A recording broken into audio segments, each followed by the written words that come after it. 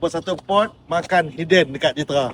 Jom. Kedai tersorot dalam kampung. Nama kedai dia Mini Cafe. Nak main mudah, hampa guna Waze atau Map saja. Full house waktu Abang Ki sampai tu. Jom Abang Ki share dengan hampa menu yang menarik yang hampa boleh cuba kat First sini. Menu ni memang Abang Ki nak recommend sangat. Peminat tom yum, hampa boleh try laksa tom yum dah. Pedas, masam cukup. Kena rasa dulu baru tahu memang sedap yang ni weh. Next menu yang nak makan berat, hampa boleh try nasi pat kelapau ni. Pedas, manis dan ngam. Isi pun banyak. Portion memang puas hati. Dan next menu ni serius rare pada Abang Ki. Chicken coffee. First time seumur hidup nak rasa bau kopi saja, tapi rasa dia berlemak, makan saja pun dah sedap. Dan satu lagi dah hampa kena masuk list, kumpau chicken. Portion boleh makan 2 orang, memang banyak. Bukan nak overclaim, yang ni memang marvelous. Selain tu kat sini pun ada mi kari. Kau ada pekat tak pekat, sayang tak sayang, just nice. Nak add on lagi rasa dah, hampa letak sekali dengan chili oil tu. Bukan tu saja, menu western pun mantap-mantap kat sini. Fish and chip goreng cantik, tak berminyak, cicah dengan sos tu. Yang ni memang power. Dan satu lagi menu, set chicken chop dah. Ayam dia crunchy kat luar, isi lembut kat dalam. Sos black pepper dah memang main peranan. Kena sekali, memang puas hati. So macam biasa gang, tag share video ni. Pakak-pakak boleh main kat sini. Try dekat pot hidden dekat Jitra ni. Menu dah padu gang. Jumpa lagi. Assalamualaikum. Alus tak peace.